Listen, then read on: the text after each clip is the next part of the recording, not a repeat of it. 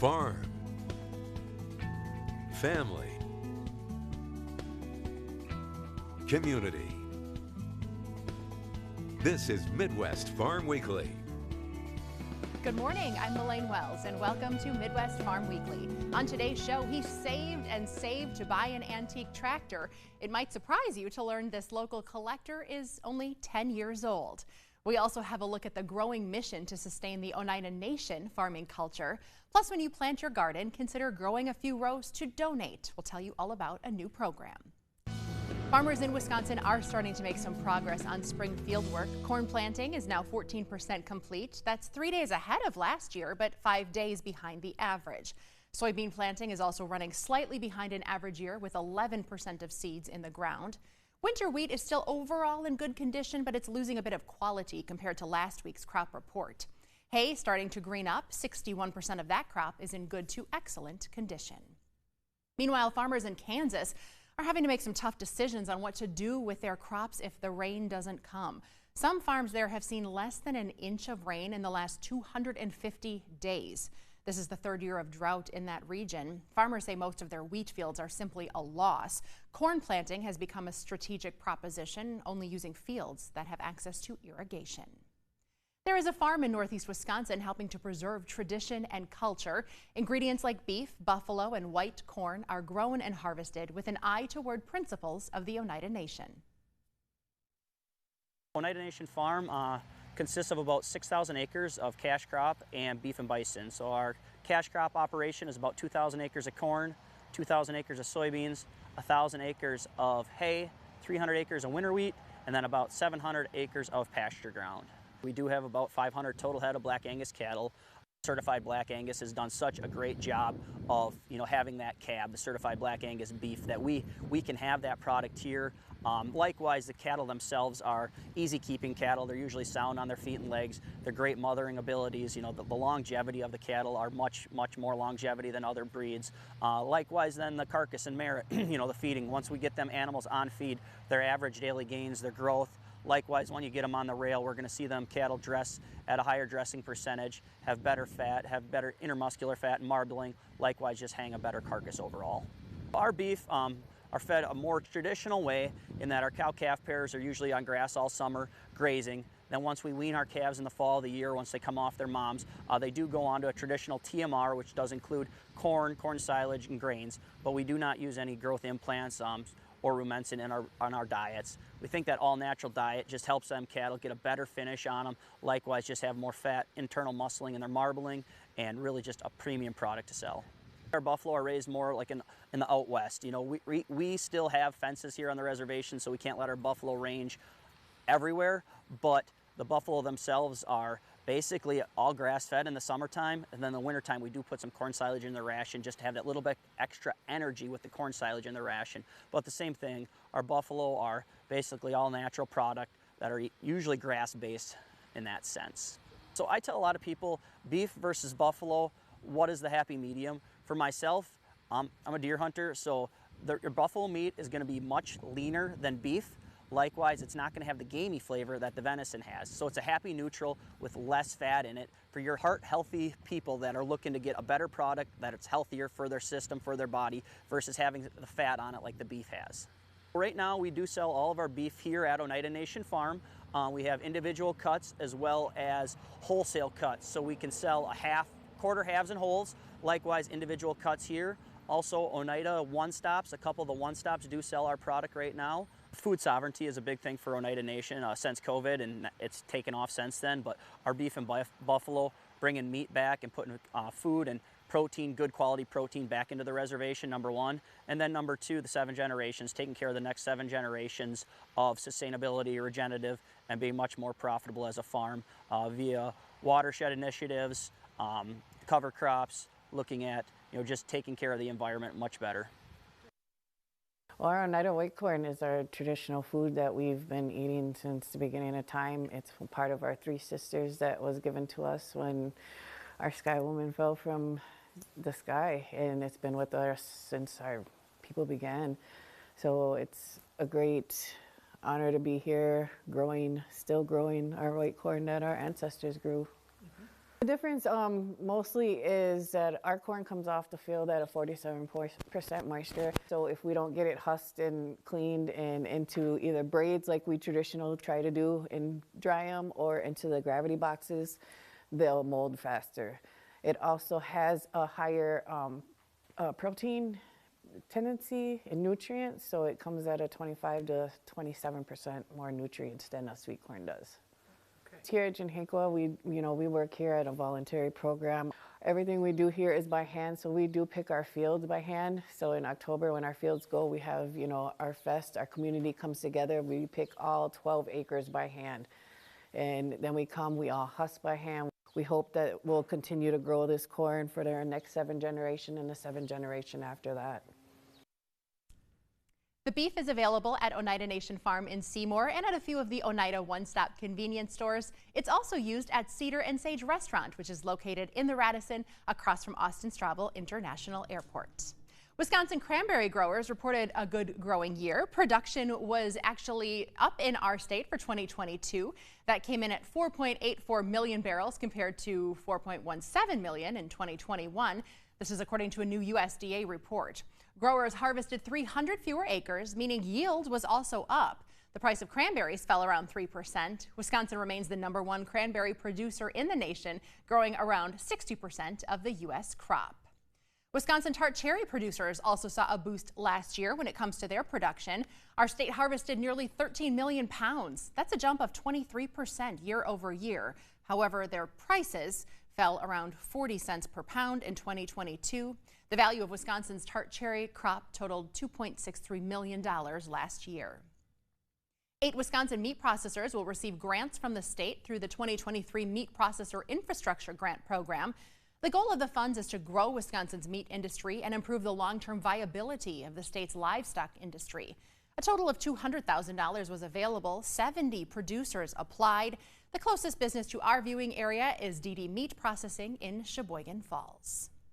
Still to come, most kids break into their piggy bank for the hottest toy, but this young man from Pulaski, well, he wanted a life-size version. We are all excited to get our gardens growing, and this year you might want to grow a little extra to help community members in need. Annie Schmitz is the Community Gardens Coordinator in Brown County. Good morning to you. Good morning. Introduce us to the concept of planting for a purpose. Yeah, so it was a program started with the Brown County Community Gardens program. We have a lot of sites that are low-cost rental plots, and you always seem to be a little ambitious in spring, and come harvest time, most gardeners are like, what do I do with all of this extra produce that I have?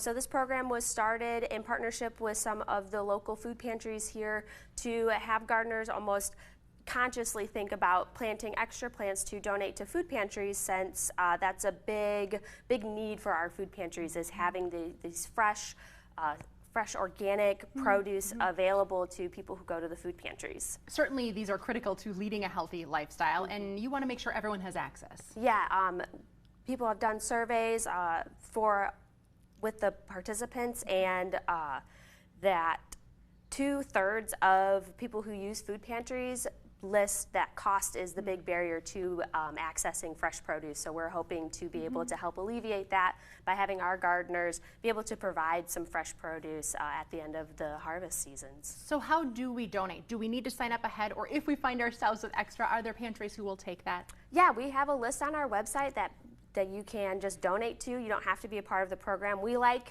you to sign up and be part of the program because we like to capture how much produce our participants donate over the year, and that helps with us get some funding and or seed donations specifically for the program by being able to show, hey, this is how much we're giving back to the community with this program. Given your position, you like to garden. I can dabble. What is it though about gardening that, whether you are successful at having a green thumb or just enjoy the process, what is it about that for someone that really can be a mood booster and certainly a health booster? Yeah, there are so many benefits to gardening out there. Both mentally and physically. Just getting outside is great for your mental health, and just the physical work that goes into taking care of your garden as well is just so many pluses to gardening. And then this is just an even extra added plus to kind of like more of your emotional side, if you want, like, hey, I'm giving back and doing a good deed.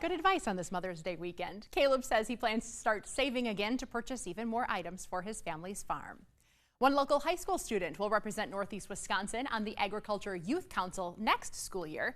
Logan Gillett, a junior at Luxembourg Casco High School, will serve on that council for 1 year. Logan is one of 14 students selected from across the state to serve on the council. Some new and exciting things are coming to the Green Bay Botanical Garden. The new Bell Children's Garden features more than 2 acres to play and connect with nature. A giant tree house and splash pad are 2 of the features families can explore. The environmental education aspect is really so important as we worry about things that are happening in our climate. To give kids at the youngest ages an opportunity to really come to grow and love and have a deeper appreciation for nature. The garden opened to the public this weekend. Moms and kids are free on Sunday for Mother's Day. Welcome back. Our contributor Jeremy Hansen from Fox Valley Technical College joins us now for today's Life on the Farm segment with the results of some farm financial data. Good morning to you. Yes, good morning, Melaine. I haven't been here this year yet. It is nice to see you live and in person. We appreciate all of your great reports from the field as well. How are balance sheets looking? You guys have some great data. Balance sheets pretty much should be complete by now, but I just wanted to talk to you a little bit about, we just finished up some of our farm financial analysis that all the technical college do in the state of Wisconsin, not just Fox Valley Tech. And just got some preliminary numbers, which is a look at how 2022 kind of ended up officially. And what did you guys find? And I want to talk about 4 numbers. And the first is like net farm income. So this is income after all the bills are paid. And we averaged in Northeast Wisconsin, $226, almost $227,000. So that's money left to pay, debt or something else. So that's a above average number. Of course. It is a big number. Number 2 that you wanted to. Number 2, farm debt to asset ratio. We dropped a little bit, and the average in Northeast Wisconsin is 40%. So 40% of assets the value of assets are allocated to debt. So that's a lower number. I appreciate you helping us not only hear these numbers, but to digest what they mean. That's helpful. So a sign of efficiency, we always look at operating expense ratio on a farm. So this is how much money that the farm actually spends on operating expenses. Important to know. And typically we're always in that low 70% range, 70, 72% of income. Is used to operate the farm. But this year we're at 64, almost 65%. Wow, so efficiencies have increased. Higher yields, higher prices, that all makes a big deal on that. And then the final number I wanted to talk to you about is the value of farm production per hour. So this is what are we worth on the hours we spend. This isn't, I'm interested in this one. And this is a higher number than average, of course, but it's $180 an hour is the value of farm labor from last year. Well, I don't know if we want our employees plugging our ears at the current moment, but it's important to put that on paper because I don't think a lot of farmers value their time as anything. They they work because they know it has to get done. Correct. It's important to understand that there is an actual dollar amount, but we are facing some challenges this year because our milk prices are coming down and some of those markets are starting to soften. What are you telling the people that you work with through FVTC? Well, and based on my first number, there should be some money in the checkbook, right? There should be some wiggle room. We have some room to, spend some money, but we really got to look at what we spend our money on, and what we do spend has to be, tied to some proven results. So yes, we're gonna treat it like an average year, but we just got to be conscious of how much we're spending because it's going to come back and haunt us. You actually just had a Life on the Farm segment sort of related to that when it comes to soybeans and making sure that we're selecting the best seed for our operation that's going to perform the way that we need it to. Yes, and we did I did my Plenish soybeans with Pioneer a couple weeks ago, and this is something that makes sense to me. If we're growing soybeans anyways, let's grow some higher value soybeans for our cows to feed that and maybe save some purchase feed expenses. And yes, there's maybe other expenses involved, but it's like, this makes sense to me. Yeah, absolutely. Well, it doesn't seem like we can cut much more when it comes to our productivity because it seems like we're already being pretty efficient, but proof that there is always an option out there if you talk to the experts in your life. Jeremy, you're having fun. You're going to be out in the field with all of our farmers now, right, as we get planting? Oh, absolutely. Looking forward to that. Good. And hopefully, you know, from your stats, I think things have been going well, and yes. Look forward to being out in the sunshine. We appreciate your contributions, and if you missed a Life on the Farm segment, you can catch up on our website. That's wearegreenbay.com. In fact, you'll find full episodes of the show under the Midwest Farm section. Good to see you in person. We, pass every once in a while, right? During the slower seasons. Thanks for joining us, guys.